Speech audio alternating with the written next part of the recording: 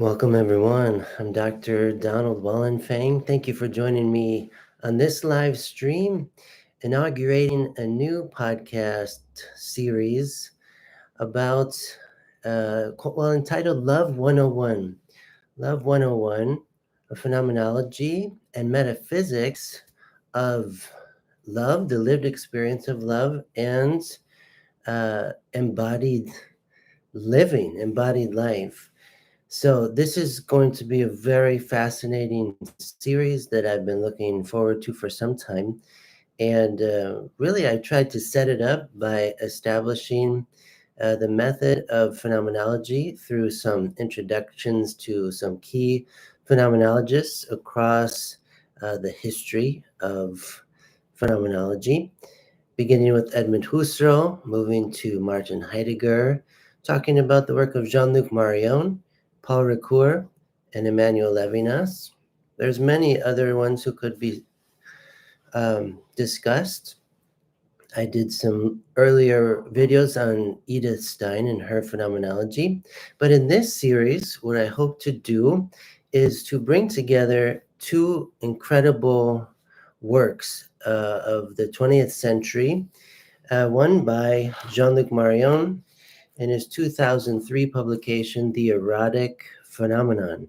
So this book is incredibly interesting, and what Marion talks about as an erotic rationality. What does he mean by this? And we want to explore the depth of this as pertains to our humanity, our common lived experience, and this philosophy of love, thinking of the roots of the term philosophy, philia, sophia from Greek, the love of wisdom. And oftentimes philosophy will attend to wisdom, but not as much to how to love wisdom, how to love in general. So we're going to feature Marion's book, The Erotic Phenomenon, which I think is an incredible work and worth our time to explore step by step, alongside another very important text of the 20th century, Pope John Paul II's Theology of the Body. This is quite an extensive work, and I think these two books, read in tandem, are very powerful, very effective. Because what I'd like to do is to understand how each author understands phenomenology and how each author is engaging with the tradition of classical metaphysics going back to Aristotle, especially. And we have engagement with both phenomenology and metaphysics in these works. In this live stream, I'm going to focus on Marion's book to begin, to whet the appetite, you could say, thinking about this erotic rationality, something that philosophy tends not to do at all. But Marion does so in his book, The Erotic Phenomenon. If we look at this book, I think what's one of the interesting features of it is that he doesn't have footnotes. He doesn't refer to any philosophers along the way. They're all there implicit in the background. And he refers to, I think, Descartes in passing, and Descartes always implicit, maybe Husserl in passing in the introduction. But otherwise, throughout the book, he's not referring to any philosophers specifically engaging their work, but you can tell at times when there's implicit reference to, say, Heidegger or Levinas, who will definitely feature prominently in this work.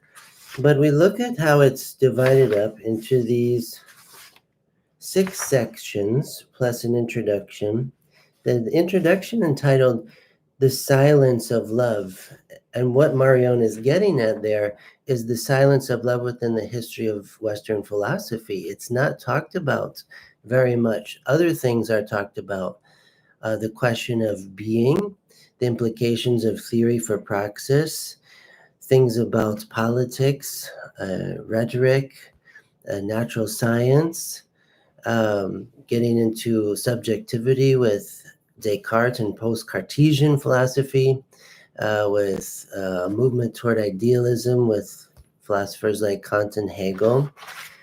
But a lot of these thinkers don't deal with the question of love. What is love? What is the meaning of love? How do we love? So if philosophy is philia sophia, the love of wisdom, we should spend a lot of time in philosophy thinking about love and not let the questions be taken away too quickly by social behavioral science or natural science, the biology of loving or something, or even theology. But what can philosophy say about love? This is what Marion is trying to do in his book, The Erotic Phenomenon. And it's a very balanced, tempered approach to the concept, letting love lead the process of thinking itself. So Marion begins with a critique of Western philosophy for being silent too long about the questions concerning love. And he goes through the method of phenomenology to employ what he calls an erotic reduction, the phenomenological reduction that is a reduction by love, for the sake of the phenomenality of love. So again, in phenomenology, what is the phenomenological reduction? We want to think about this. Again, the phenomenological reduction involves bracketing, as it's called, the Greek word epoche, to bracket, to put in suspense something. What is that something for phenomenology? Well, we can think of our view of, we can just say reality. And whatever I think it is already, it's in a kind of bracket. What I think is real, what I think is true, what I think is the case, I'll say I call this reality. And at my current age, all this accumulated life experience, I have some ideas about reality, but they are limited. If I can't admit that at the start, I can't do phenomenology. So phenomenology begins with the admission that my understanding, my current understanding of reality is a limited one. It's insufficient. It's insufficient according to the principle of sufficient reason. And so I need to expose my current understanding of reality to the phenomenological reduction. And what's getting bracketed in the phenomenological reduction are the brackets themselves. So the phenomenological reduction brackets the brackets I currently have on reality. Because the brackets I put on reality results in reductionism, a reductionistic understanding of things in themselves. It's limited, it's often imprecise, it's always incomplete. And I want the horizon of my understanding of reality, my experience of reality to be broadened, to be dilated, to be expanded. And this happens by the epoche, the phenomenological reduction, which is an intentional act to unmask the blind spots in my thinking. And so this happens to the degree that I turn my attention to what is other than the self, outside of the self. So going back to Husserl, phenomenology is about getting to the things in themselves by allowing them to give themselves by themselves as themselves. This intentionality of the epoche, we could say in Latin, a kind of fiat, a let it be done unto me according to the phenomenon. Let me receive with full perception the phenomenon as it gives itself to me. In order for this to happen, I have to confess my inadequacy. I have to confess my hubris that thinks I know more than I actually do. And I have to intentionally work to expose, bracket, set aside the brackets that I currently have on the real, on reality. So phenomenology includes in this bracketing classical metaphysics, all the categories of metaphysics, the language of is not, the language of being in a classical metaphysical sense, the language of form and matter, cause and effect. Phenomenology is not concerned with actually questions about metaphysical being or causality, or a temporal succession of cause and effect. Phenomenology wants the immediacy of the given phenomenon, of givenness itself. So this phenomenological reduction begins here. And what Marion is doing in his book, The Erotic Phenomenon, is he's saying what we have put out of operation is love, that there's all these experiences of love that we actually have as human beings, but they have been uh, put out of play by reductionistic philosophy. And we don't get access to love typically in philosophy. So phenomenology can work to broaden the horizon of perception, followed by description and reflection.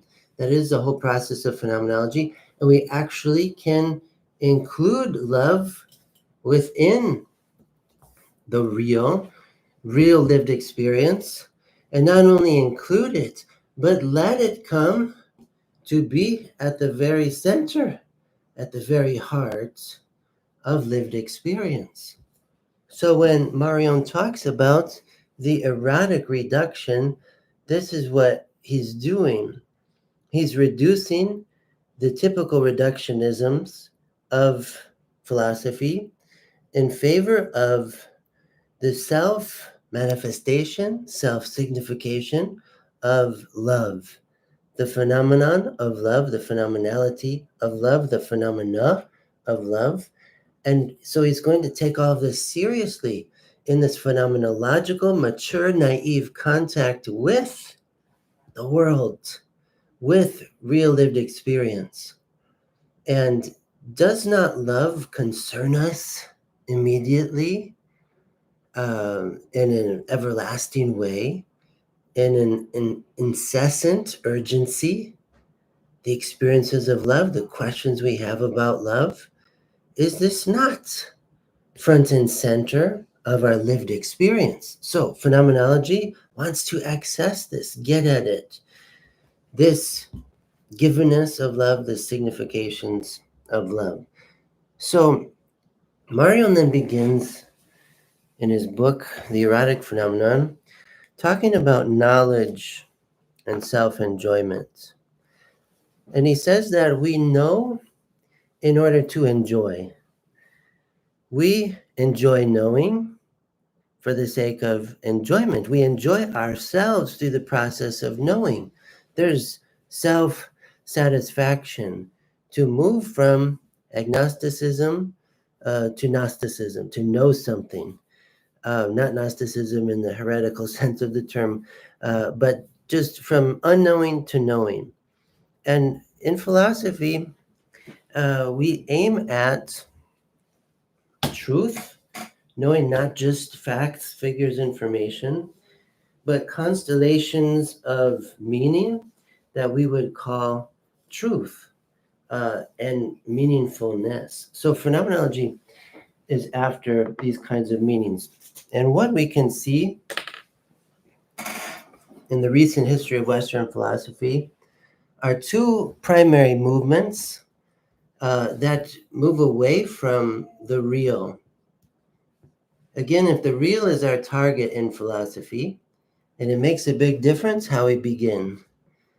Marion says the whole is at stake in philosophy based on how we begin, at what target we take aim. So he makes this point at the beginning of the Erotic Phenomenon. He makes it at the beginning of his book on Augustine, In the Self's Place. And so if we're taking aim at the real, at reality, at the whole, at the fullness of the whole, the saturating fullness of the whole, that gives itself, that is signified within lived experience, then we want to be on guard against any reductionisms of the real. And we have two primary forms in contemporary culture of reductionistic philosophy. One we could say is empiricism. And it's interesting because the word empiricism, empirical, comes from a root that itself means having to do with experience, with lived experience. And we think of empiricism as the stuff of natural science, of social behavioral science, having to do with sense data, sense observation. And then what can be quantified, what can be measured, what can be manipulated in a laboratory of natural science or engineering, even nuclear particle accelerators. And what we have in empiricism is a hyper objectivity. So we want to know things in a very object-like way. So what we get, the great benefit of this kind of philosophical point of view, as reductionistic as it is we get a very manageable world of objects. Objects that we can not only measure and manipulate, but also manufacture. And so the stuff of industry, of business, is based so much on the human being's mastery of a world of objects and then a commodification of objects. But it begins with understanding the real in a kind of Newtonian fashion, in which the real is matter in motion. That is all. That is all we have to think about. So this is one possibility that's very common, and it gives rise to worldviews like materialism, like Marxism. And it will be a relativizing of morality will be involved. And it can be ideological to the far right or to the far left, either way, when extremes will meet. This is also called scientism. And again, it's a worldview, a Weltanschauung, a worldview that wants to put reality in a box, the box of objects, the box of measurables, the box of manipulatables. And so this happens, and it also is an outgrowth in pragmatism.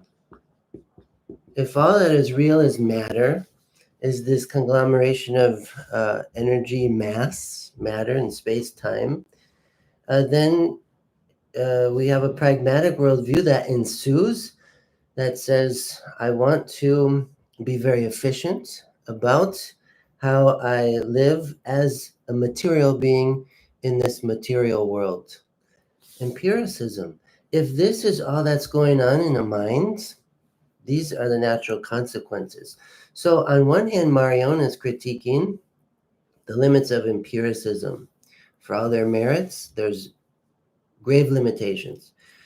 On the other extreme, we have the recent philosophical trajectory, though ancient, ever old, ever new, of idealism, with Kant, Hegel, Neo-Kantianism, and even the late Husserl moves in this kind of Platonic, Neoplatonic direction. And what's involved in idealism is an abstraction from matter. And so what's prized here is the idea, as the name suggests. The idea, the formal foundations of things, of beings, even of phenomena within phenomenology. It results in, therefore, subjectivism. So it's interesting that Husserl, in a way, ends up in, maybe we could say, the very heresy that he began trying to defeat, which was called psychologism, subjectivism, relativism. But he still insisted on an objectivity of subjectivity and an objectivity of ideas, or what he called eidetic objectivity.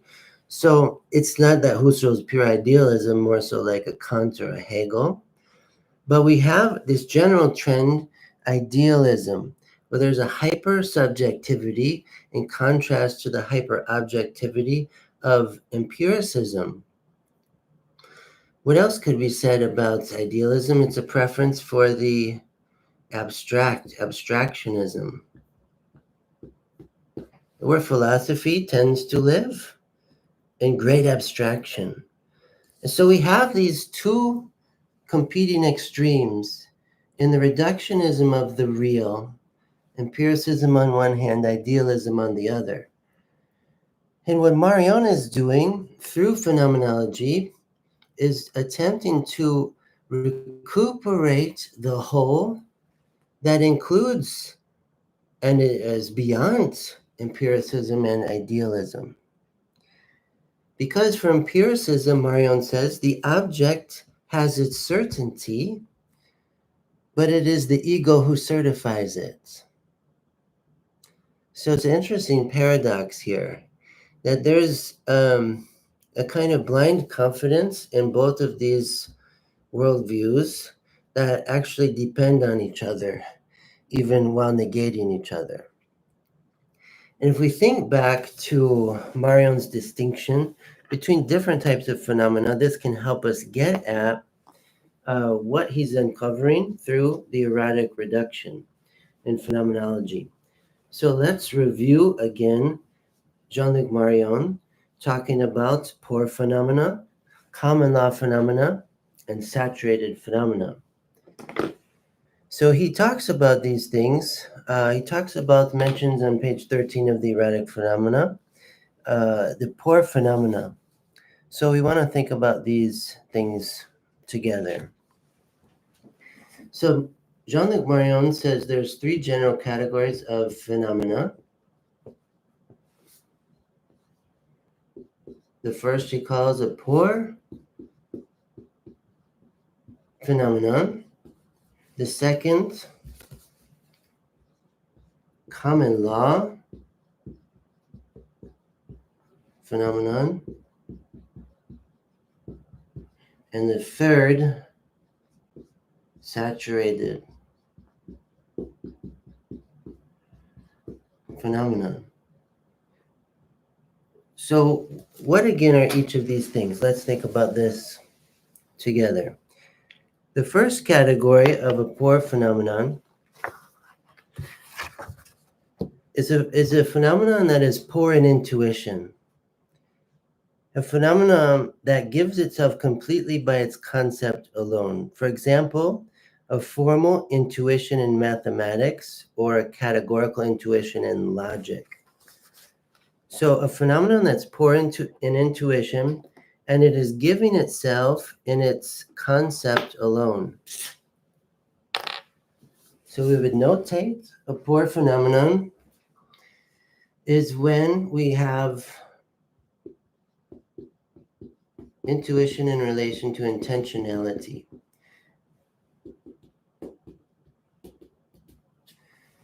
In the general phenomenology, again, we have a human subject who experiences the world and a given phenomenon that crashes into the human subject. And this phenomenology calls givenness, the approach of the phenomenon to the human subject. While phenomenology calls the human subject's approach to the world or a phenomenon intentionality. So intentionality, the human subject's approach to the phenomenon. Intuition, the phenomenon's approach to the human subject. So for a pure phenomenon, intentionality is greater than intuition. The phenomenon is poor in intuition. It lacks intuitional givenness for human subjectivity to receive.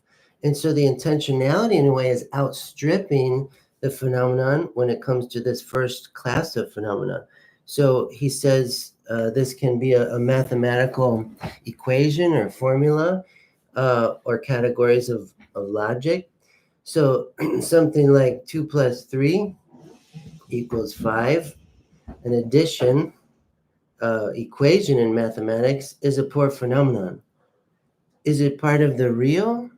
Yes, for phenomenology, there's phenomenality here, But we can say it's not giving much. There's not a lot to perceive here, not a lot of meaning, except a very straightforward one, a very laconic, kind of dry, analytic philosophy kind of meaning. And so it's a poor phenomenon. Marion's point is that there's a lot of different kinds of phenomena, and they're not all the same category. So the poor phenomenon we deal with all the time in commerce, in accounting, in mathematics, in physics, in a lot of theoretical fields where we're very comfortable with what's going on because largely in part, we are determining the significations ourselves. There's a surplus of intentionality over intuition. So the first kind of phenomenon. The second type, a common law phenomenon. The common law phenomenon, according to Marion, is a phenomenon that is preceded by an intention of expectation and at best met with an expected intuition. An expected intuition. For example, the objects of physics and the natural sciences. So we were talking earlier about empiricism. And with empiricism, it gives to us a world of objects. And we could say a world of common law phenomena. So these are objects, material objects, and it's where we have more or less an equality between intentionality and intuition. So to be consistent, let me write that here. A kind of equality, an egalitarianism between intentionality and intuition. So we can see how this is different in phenomenological terms than a poor phenomenon where there's a surplus of intentionality over intuition, or we could say there's a lack of intuition in relation to intentionality. But for common law phenomena, this world of objects, we have an expectation and it is satisfied more or less, but rather adequately every time. So I can talk about the marker, the dry erase board, the glasses, the necktie, the sport coat, the books, the computer screen. And again, this is the world of commerce too. The buying and selling of objects, of commodities, of things as objects. And these tend not to keep us awake at night either. So poor phenomena, common law phenomena, are very typical. But when we're doing phenomenology, the most interesting phenomena are this third category. Saturated phenomena. Marion talks about these. And what is the relationship? You can probably already guess it, between intentionality and intuition with the saturated phenomenon.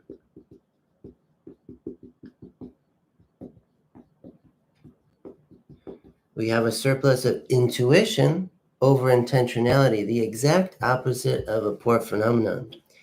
So a saturated phenomenon is where I bring a certain symbolic order to my lived experience, my new lived experience, and what I'm receiving, what gives itself a phenomenon or phenomena that give themselves, saturate my intentionality, saturate my expectations. And this is amazing because I'm admitting there's things I experience that I cannot quantify, measure, manipulate, regard as just a plain object. That there are phenomena that don't fit into my ready-made equations and rules of logic. That there can even be a revised rationality, but nevertheless a rationality that is taught by phenomena that proceed from outside of the self. So when Marion talks about an erotic phenomenon, it's in the third category. When he talks about an erotic rationality, it's a rationality that develops according to, we could say what he says, the logic of love.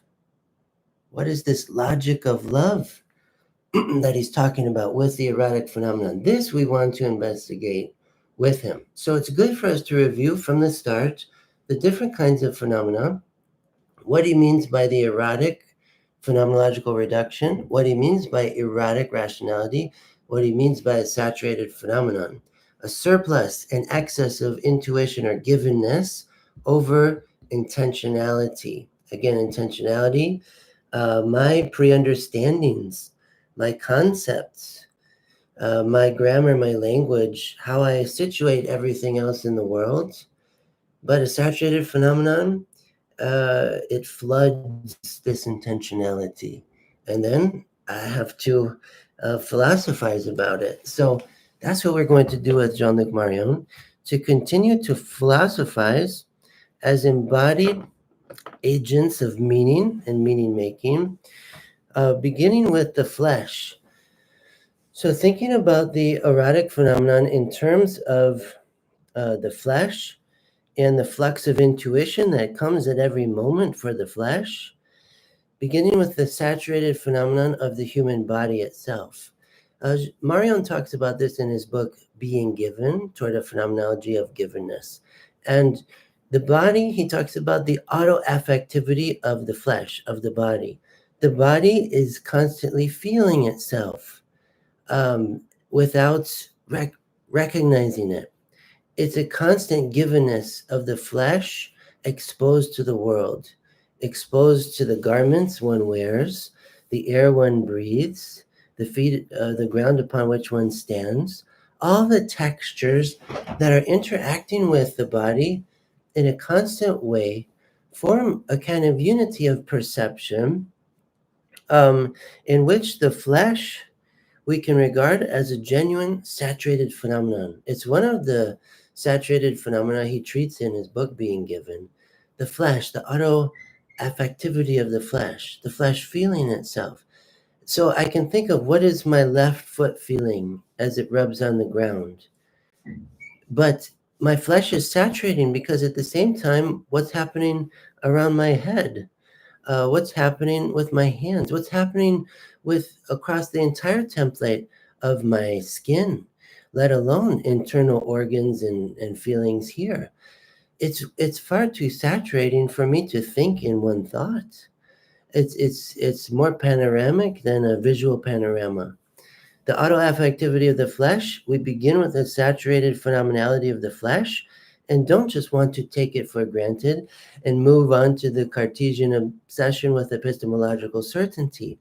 Instead, we want to slow down the process of philosophizing and recognize that my flesh is not merely an object among objects. I can't position my flesh in a world of empiricism, an object along objects. When I do that, I miss all of the true givenness of my flesh and signification of my flesh, all that is manifest and proclaimed in the flesh. John Paul II, for his part, again, we're going to be comparing Marion's book, The Erotic Phenomenon, with John Paul II's Theology of the Body. John Paul II, before he wrote this text in 1960 in Polish, published a text called Love and Responsibility. And in that book, he talked about the uniqueness of personhood in the world, and that going back to the Kantian categorical imperative, this personalistic norm, as John Paul II calls it, where a person never should be regarded as a means to an end. In other words, that a human person never should be regarded as a tool, an object to use. If our worldview is locked into empiricism, we can't help but interpret ourselves and the other person facing us as an object among objects, as more matter in motion, more matter to manipulate, to measure, to weigh, to use, to evaluate based on predetermined scientific categories of value and determination. Empiricism interprets this whole universe in terms of objects and velocities and vectors.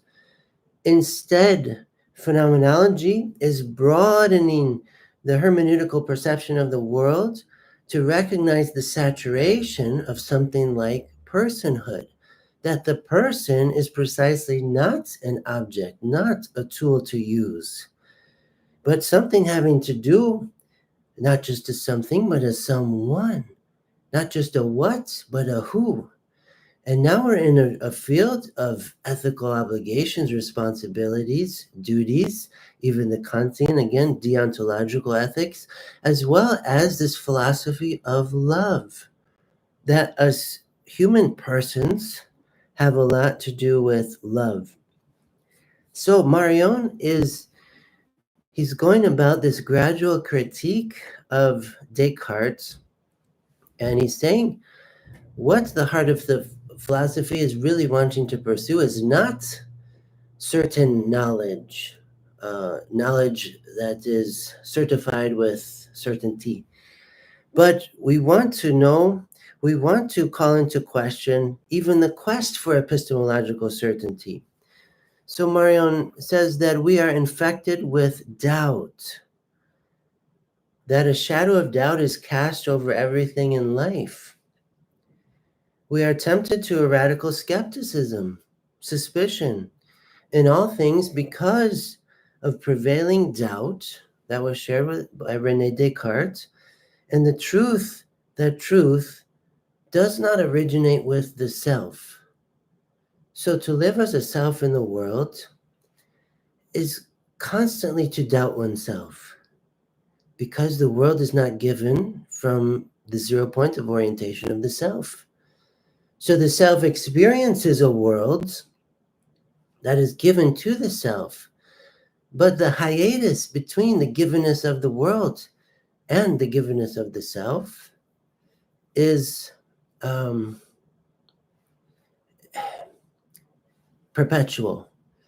We have an alterity between the world and the self. And so the self is kept in suspense with every lived experience. The self wonders, is this real? Is that real? Is what I'm thinking true? Is what I'm thinking false?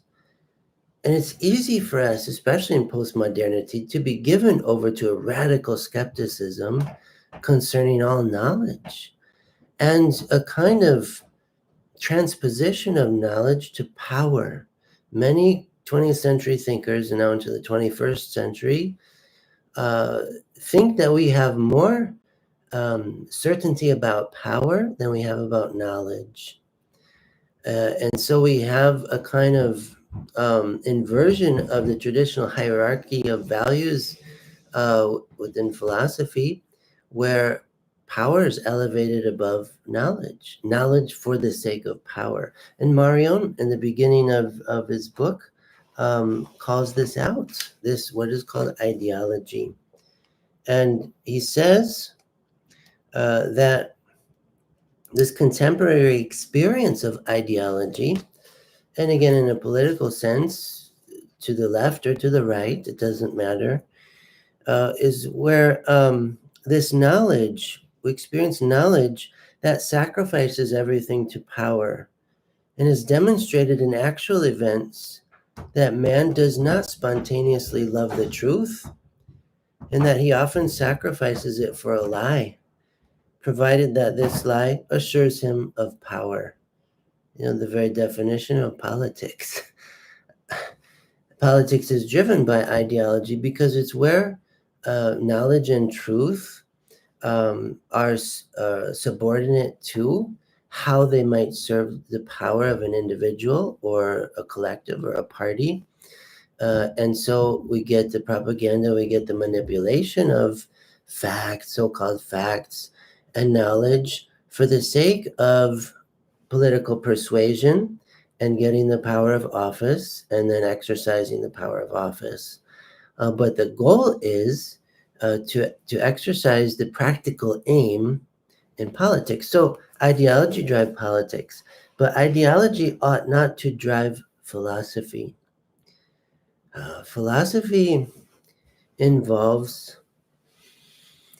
evacuating the political, if not to return to it, yes, to be concerned about the polis, about many ethical questions, many practical concerns.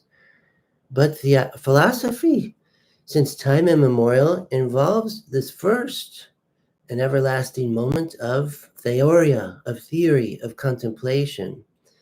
And contemplation for its own sake first, out of this love of wisdom, not love of the political project, not love of getting my way, not love of accomplishing my self-interest, but a disinterested love of love sets philosophy in motion.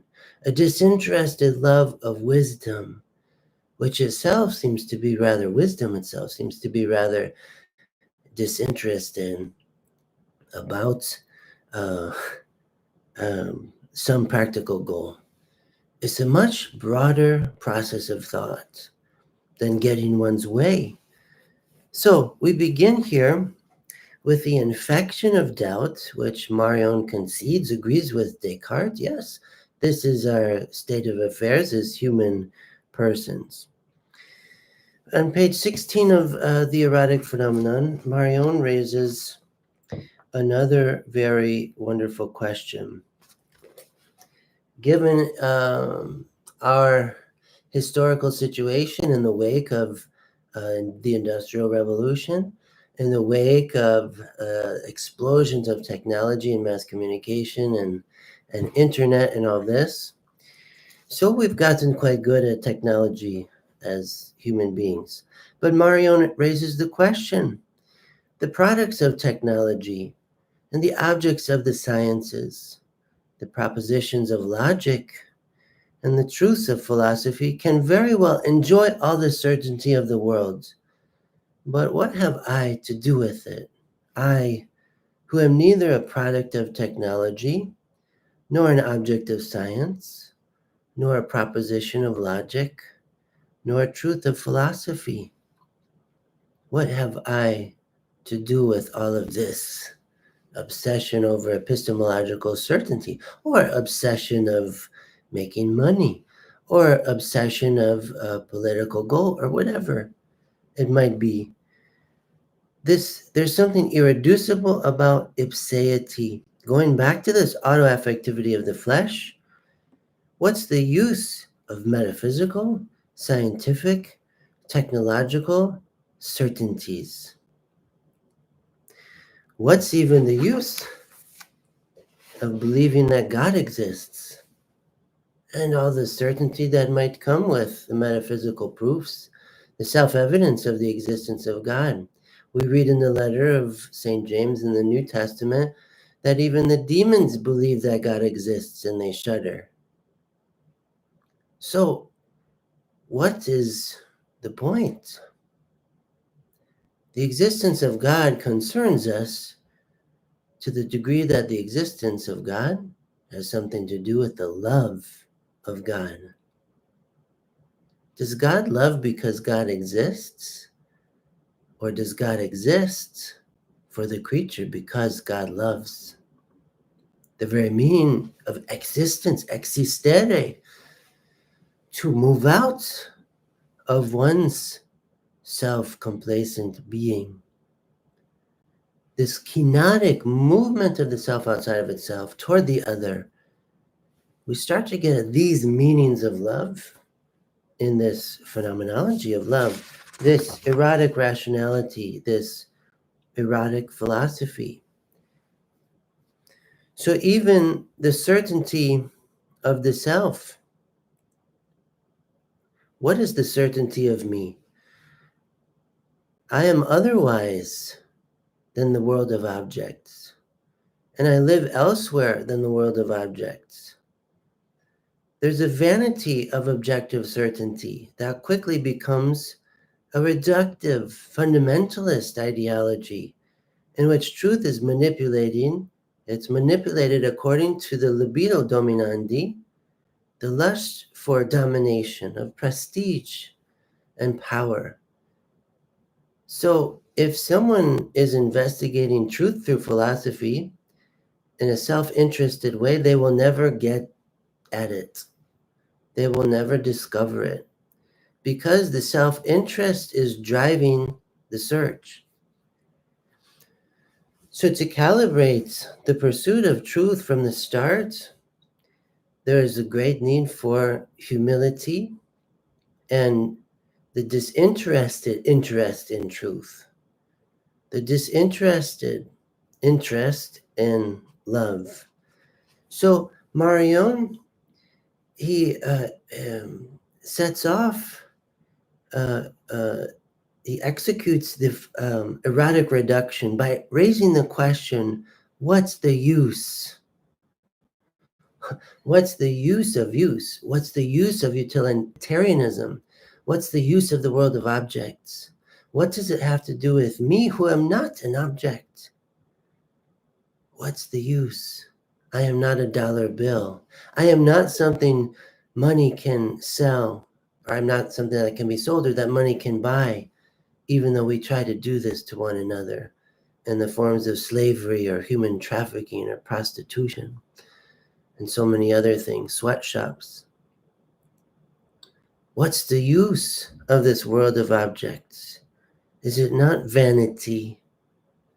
To think with Koheleth in the Hebrew scriptures in the book of Ecclesiastes brings us to a disposition of disenchantment, of this vanity, vanity, all its vanity and chasing after wind.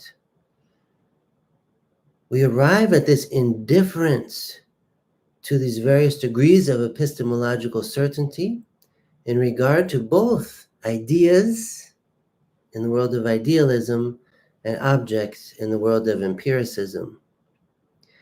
In fact, it is nihilism that marks our age.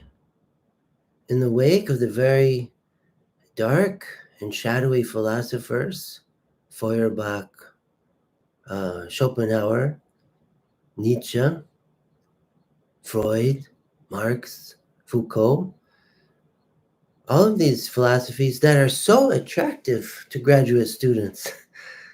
I was finishing my PhD in philosophy and theology and was in a class of learning French reading comprehension.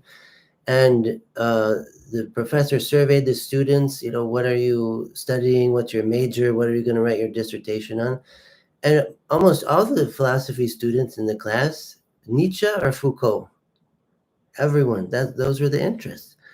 And it's interesting. Why? Because those voices in the recent history of philosophy get at some truth of our lived experience in this postmodern nihilistic age where there's a crisis of meaning.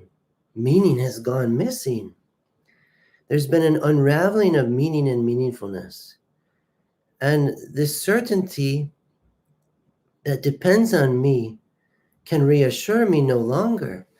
So there's a lack of certainty in the meaningfulness of the objects, in the meaningfulness of the scientific worldview, or even the idealistic worldview.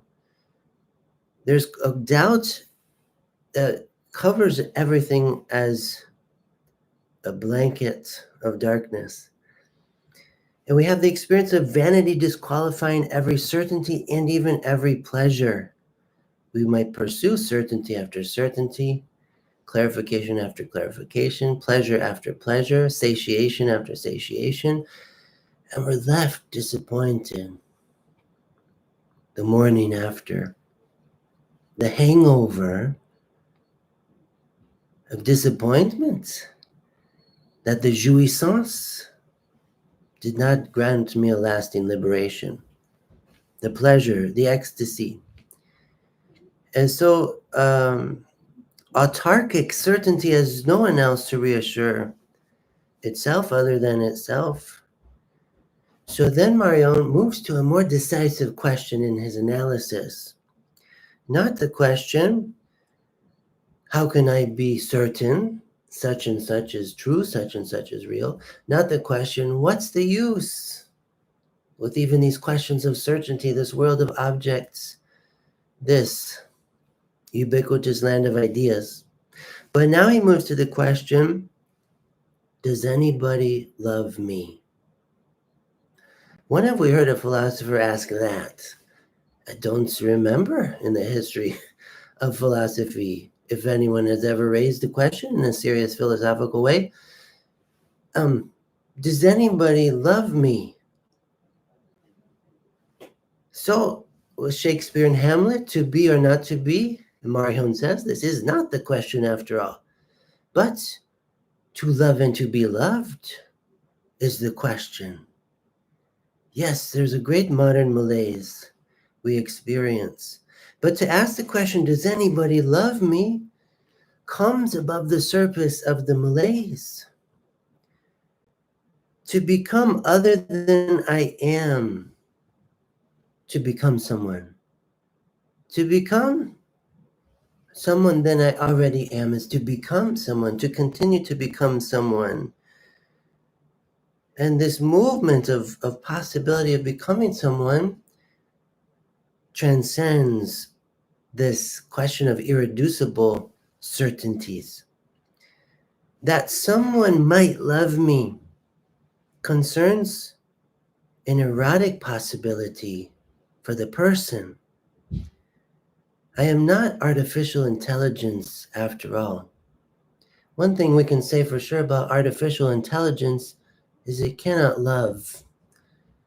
We can have a lot of facts, figures, information gathered, synthesized, delivered, and this is helpful in research. It's helpful for technologies. It's helpful for safety features on different things we use. But artificial intelligence cannot love. Philosophy raises the question of love. Does anybody love me? To be loved, to become beloved. And so with Marion, we observe a movement in the history of phenomenology across three different noticeable phenomenological reductions, all the way to what he's calling this erotic reduction. And again, the erotic reduction is set in motion by the disqualification of Cartesian certainty, overcoming Cartesian doubt, not through the cogito, not through I think, therefore I am, but through something of a different order.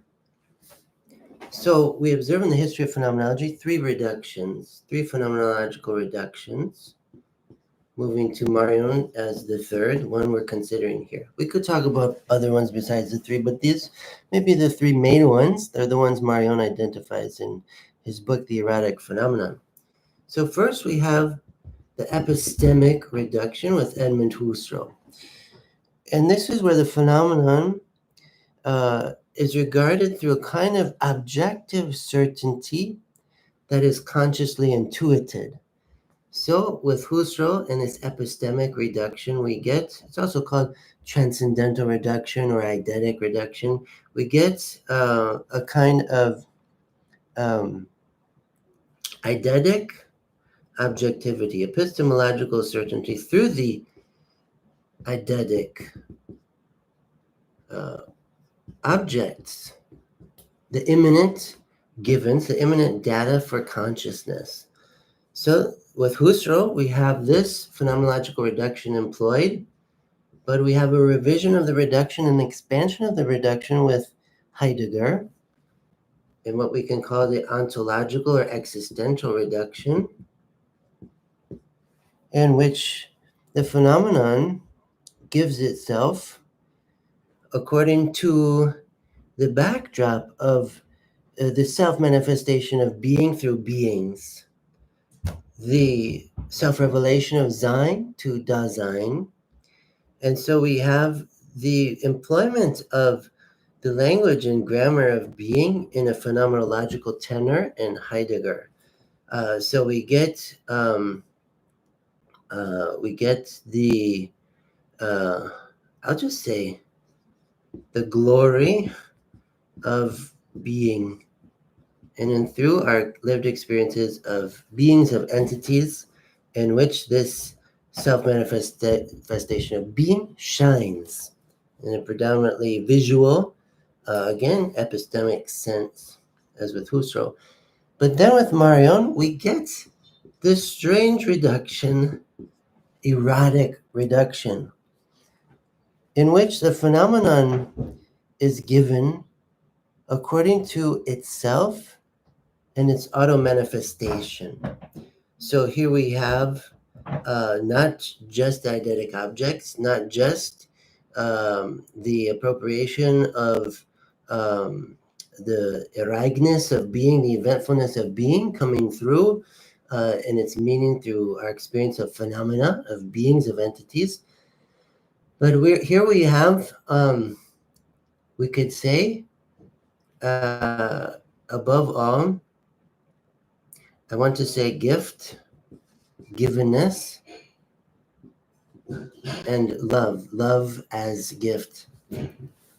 So it's a quite different target at which Marion is taking aim than his predecessors. It's not just an epistemic certainty of the eidetic objects in Husserl. It's not this self-showing of being through lived experience and the appropriation that Dasein makes of the self-revelation of being. But here we have the privileging and priority of the given phenomenon, whatever it may be, but special attention to saturated phenomena, not any and all eidetic objects, not a kind of standardized world of manifestation according to the common denominator of Sein and Zeindes, but we have the surprise of gift, of the given phenomenon, and again, a concentrated reduction, which involves reducing the reductionisms even involved in this earlier phenomenology, in order that the lived experiences of love would light up the analysis. So this is the movement of Marion, the erotic phenomenon. Just a couple more points for this live stream. Feel free to make comments or ask questions in the live chat as we go. So this erotic reduction opens to not certainty, but a much more interesting word, I think, for philosophy, assurance. Marion uses the language of assurance. The erotic reduction opens to the assurance that I am loved, overcoming the vanity of solipsistic solitude. This erotic reduction sets in motion this course of intersubjectivity. Marion is very informed by the philosophy of Emmanuel Levinas. He's really depending very much on Levinas, but he's transposing Levinas into this key of manifestation and givenness again. He's moving away from the direction that Levinas was driving, while taking a lot of insights from Levinas and continuing the direction with Husserl, Heidegger, and most people in phenomenology, this world of manifestation. So even love for Marion has to do with a manifestation of itself, of love, the meanings of love, of the experience of love, the relationality of love. Love as circulation of gift. The gift of love itself is what is in play in this phenomenality discovered through the erotic reduction. So we find there's a necessity for me to be with a being, a someone, a person that assures me from elsewhere than from me. So this is key language of Marion in this text. Assurance from an elsewhere, beyond, besides the self. The self fails to assure itself. So often, the self lacks esteem and confidence because it's always trying to draw from its own very shallow resources. It's one thing to be self-confident. It's another thing to be confident in one's responsibilities for the other. And that's much better. It has much better dividends, much better interest, because of the disinterested nature of the self, who attends to the call of the other. So Marion is prioritizing, as phenomenology always does in one way or another, the alterity of the elsewhere, and that the esteem of the self, the confidence of the self, the movement of the self, the purpose of the self comes from outside the self, from the other who faces me. Marion says, I am chosen from an elsewhere. Like Levinas, I am assigned my responsibilities. I am chosen. The prophet who bears the word of the other within the same, which is the ethical agent for Levinas, is the chosen one, in as much as the call of the other has chosen her, has assigned to her her responsibilities in relation to the other.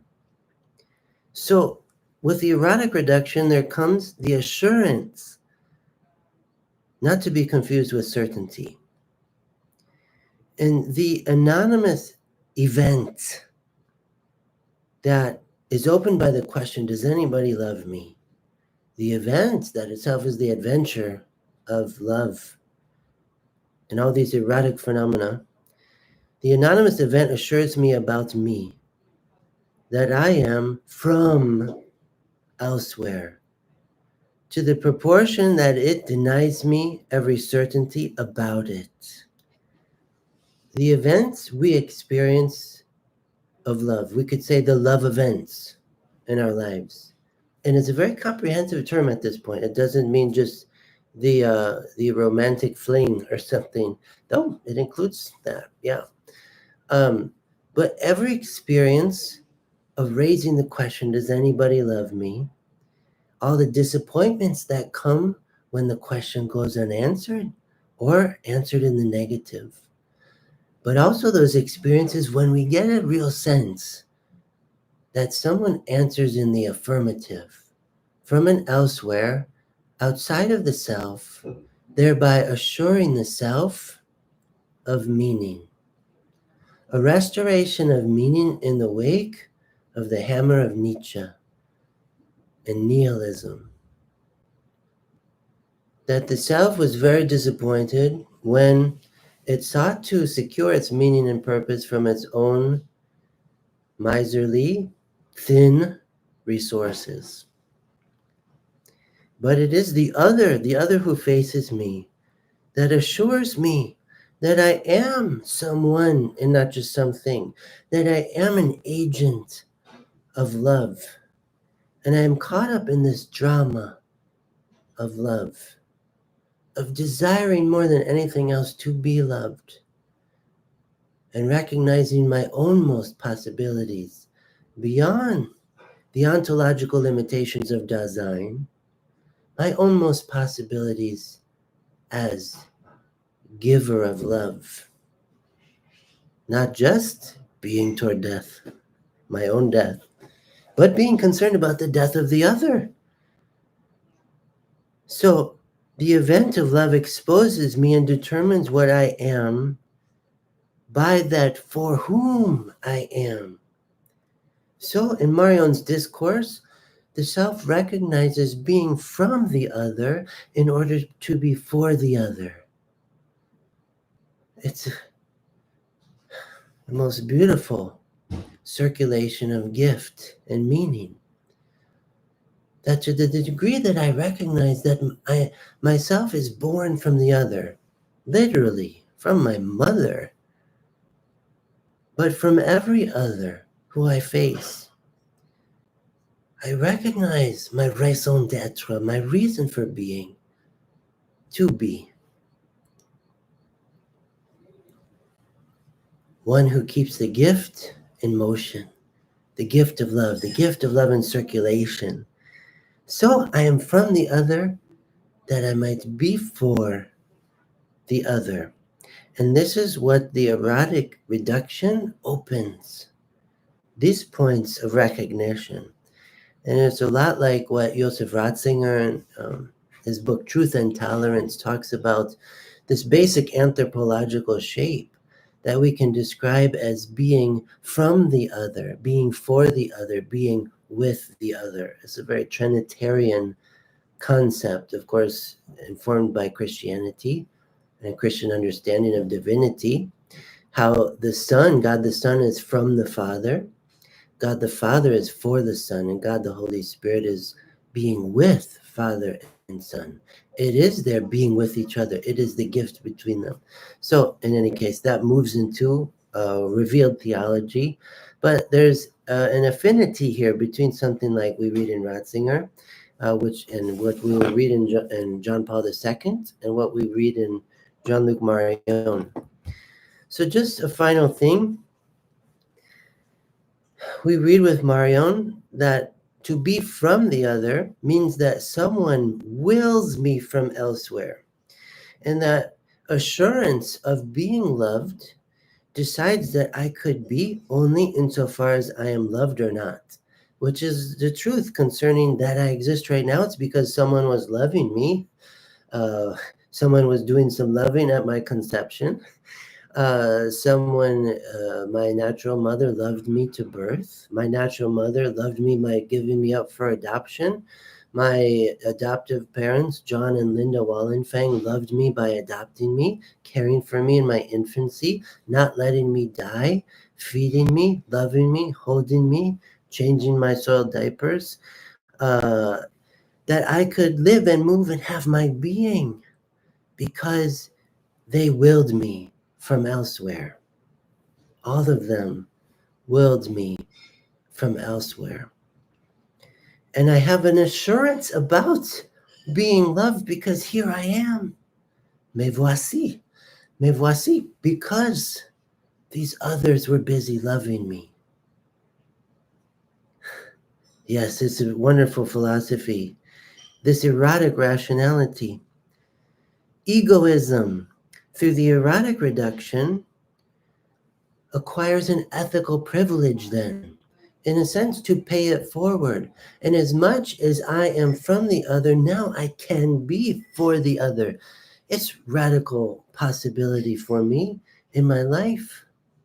If I reflect on this progress, this process, not so much cause and effect as in classical metaphysics here, but in terms of the circulation of meaning, the circuit of meaning that runs from the elsewhere that loved me into being, that sustains my being through the love, and that empowers my most noble vocation to love in turn. So we have the courage not to hide, as Marion puts it. We discover a courage not to hide in fear, but to live in the light of this love and its progress. So we have a positive egoism through the erotic reduction that honestly admits to lacking assurance from the start, an assurance that would originate with the self. The self cannot assure itself, Marion is saying here. Through phenomenological investigation, we discover the inadequacy of the self to assure itself of itself by its own powers, potencies, faculties, resources. They've gone missing. They're always missing. There's nothing so flimsy in the universe as the self. The self depends on the universe to be conceived and born into the universe. And the self holds up the universe to the degree that the self recognizes the universe upholding itself. A great paradox. So my personalized erotic assurance is won through the trial of the other, whom I neither can know with perfect certainty, nor master. This is Marion, the Erotic Phenomenon. Yeah, so some philosophers, thank you for the question. So for Marion, it's not like a total replacement of reason by love, but it's an eroticization of reason by love. So for philosophy, there's always reason. We're not doing philosophy anymore if reason goes missing. So reason, ratio, logic, logos, is always in force whenever there's thinking happening. But what Marion is saying is that rationality without love is irrational. It becomes irrational. There's a kind of determinism about rationalism without love that becomes totalitarianism, becomes this destructive world of alleged progress in which people are dying by the masses. This is what we've observed in the 20th century, now into the 21st century. So the I is again not annihilated in this concept of the Levinasian counter-consciousness of the other or Marionian counter-intentionality of the other. The I breathes, the I lives, but radically depends on the other. And is accountable to the other, is susceptible to the other. And so neither Levinas nor Marion really want to talk about a we as much as this indebtedness to the other. Because the danger of the language of we, this plural personal pronoun, is that we have a kind of potential reductionism of the alterity between the I and the thou into the we. So Levinas for sure would avoid that concept, like the we of empathy or something. But we see philosophers like Edith Stein, like Hildebrand, Dietrich von Hildebrand, John Paul II, they will talk about the we consciousness and things like this. Marion doesn't talk about that as much, even if he'll use some nous here or there, but some we, some our. But so the self is not replaced, but is awakened by the other. So reason within a human context needs love. Yes, that's what he's getting at.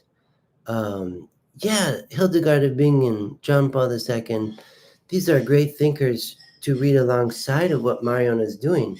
Though he's not quoting Hildegard, I don't remember him quoting Hildegard at all in his different works. I'd be interested to know if he did somewhere. He quotes John Paul II a little, very little.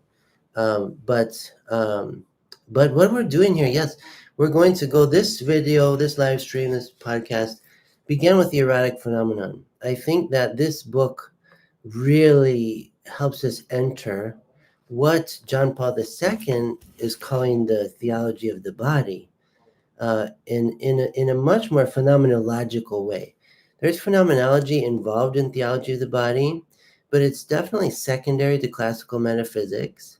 But what I want to do in this study is to bring the two worlds together of radical phenomenology through Marion and also Levinas, as well as this combination we see in John Paul II of phenomenology and classical metaphysics. So this is a kind of project I think is exemplar for contemporary philosophy, drawing from the old and the new, showing why phenomenology needs metaphysics and why metaphysics needs phenomenology. So we're going to do, I hope to do an extensive series on this, as long as there's the interest from you. And I really look forward to your participation. So does anyone have any other questions in this live stream today? I'm happy to entertain them, to discuss a bit.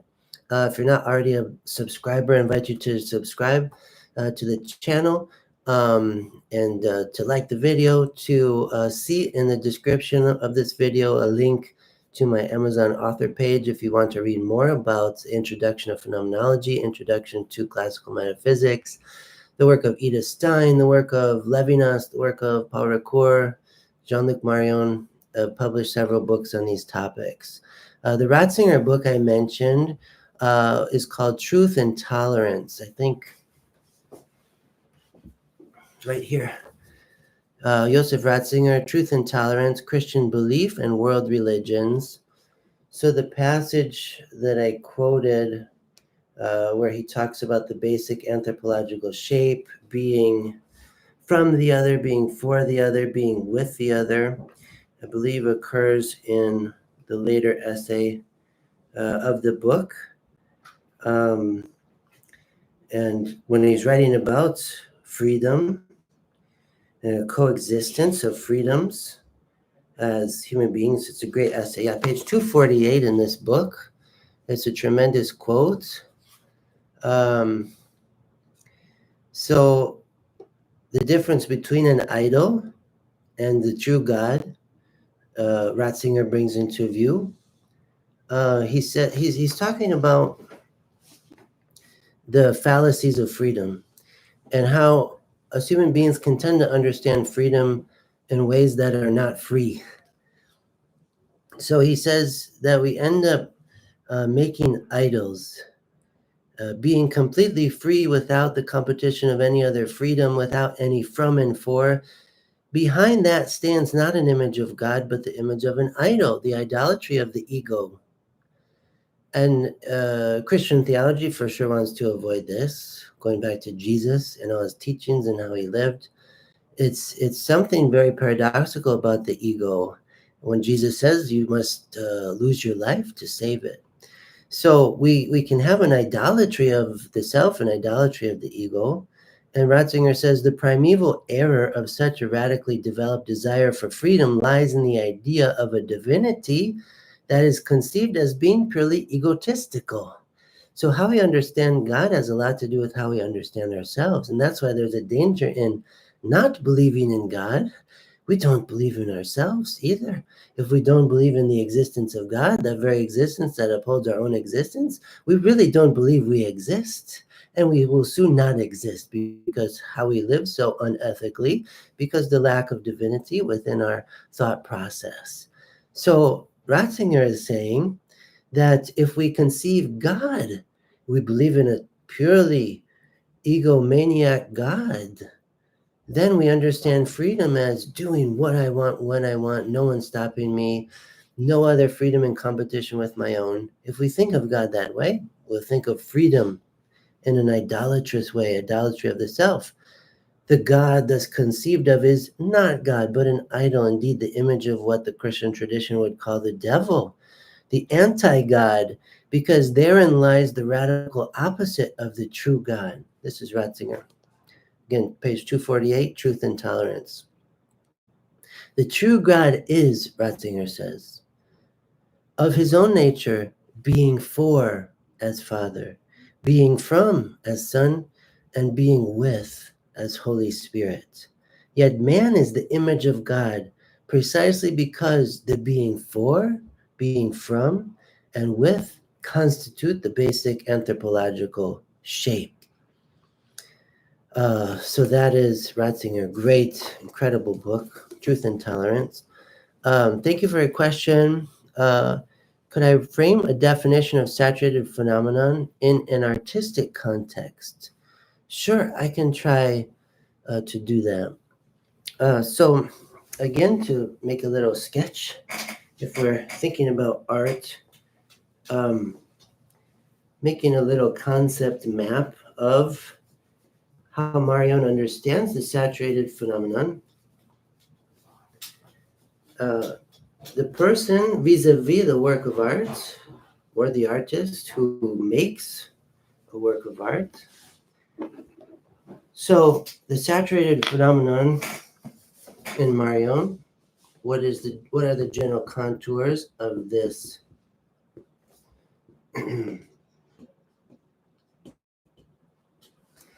So again, we have to think in terms of the human subject in relation to the world. the human subject, a saturated phenomenon, say a work of art, whatever that work of art is, it gives itself to the human subject. And that's what phenomenology calls givenness. All the while the human subject approaches the work of art, and this is what's called intentionality. And the art approaching the human subject, the alterity of the work of art, has its givenness and its own signification that gives itself to the human subject to perceive and to interpret. But the act of interpretation comes in the wake of the givenness of the phenomenon. If we interpret too much in advance, we miss the givenness. So if I'm in an art gallery and I go up to a particular work of art, it's best if I don't know who the artist is for the give. If I say, oh, this is a Van Gogh, or this is a Monet, this is a Caravaggio, I already have an idea. I have too much intentionality running toward the work of art maybe I've never seen before. So to bracket as much as possible any preconceptions of what might give itself here is what phenomenology is trying to do. And so we have, again, intentionality, that is this. The intentionality of the human subject in relation to this other arrow is intuition. The givenness of the work of art through intuition that's crashing into consciousness. All of the meaning, all of the signification, the textures, the colors, but above all the meanings, the coherence. Something is being recognized in the work of art as making meaning. And I bring a lot of already experienced meanings to it, but what's most decisive, especially for Marion's phenomenology, is this movement of the otherness of the phenomenon, in this case, a work of art, toward the human subject who experiences it, who receives it, who perceives it, who interprets it, who will eventually describe it and respond to it. A work of art can change one's life forever. This is why it's so interesting. There can be deep conversion on the one who experiences the work of art. So then the saturated phenomenon, what we have happening is a surplus of intuition. Intuition is greater than intentionality.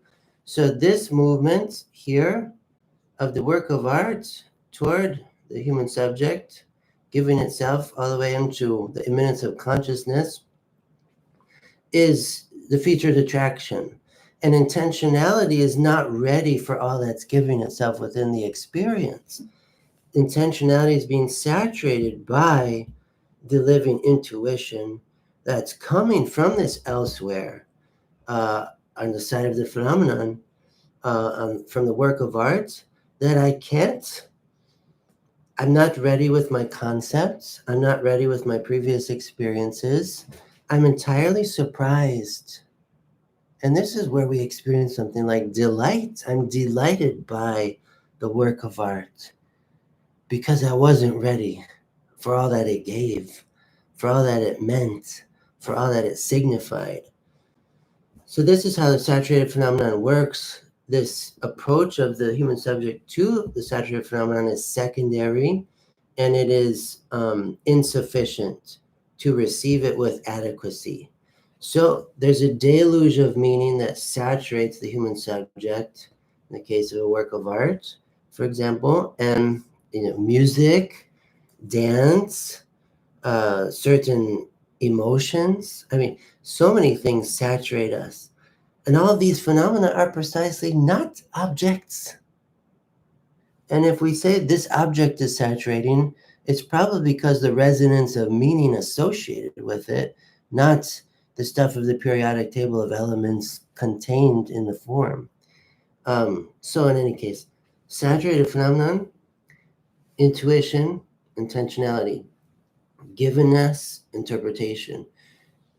There is a surplus or an excess of intuition, givenness, signification, over and against the interpreting intentional human subject. So I hope that helps get it. Yeah, it's very immersive and very, the aesthetics is born from these kind of experiences. What we say, that is beautiful. And even in the root, beautiful, related bone, that is good, that is beautiful, that is true. We exclaim with these Platonic descriptive transcendentals because there's been an experience of transcendence and an experience of ecstasy of the self out of itself that was pulled out of itself by the otherness of the beautiful phenomenon. But there's other kinds of saturated phenomena that we may say are ugly, that may say are terrifying, that may say are traumatic. So it's not that every saturated phenomenon is what we would describe as beautiful. And beauty is in the eye of the beholder too. So there's a factor of intentionality with what qualifies as beautiful for different persons. But in any case, there's a lot of different saturated phenomena that involve what Paul Ricoeur calls a limit experience. When my experience itself is brought to a limit where my interpretation is incapable of circumscribing the givenness or the signification of the saturated phenomenon. So, thank you for that question. Talking more about the saturated phenomenon. Anything else here today? You're welcome. Hey, my pleasure. Thanks so much for tuning in from Brazil. I have yet to travel there. I'd love to travel there someday. I see many good videos on YouTube about Brazil, people being in Brazil and enjoying the foods and the culture and the people. And thank you from the UK. I've only been through London Heathrow Airport, but I've never made a stay in the UK either. So it's so meaningful to me that we can all have this exchange, this dialogue around the world. This is why I do these live streams. And thank you for your participation to give me so much more encouragement to continue to do them. So thank you, everyone, for joining me today. May we all continue to think toward the whole, to pray from the heart, and to live as a witness. We'll see you in the next one.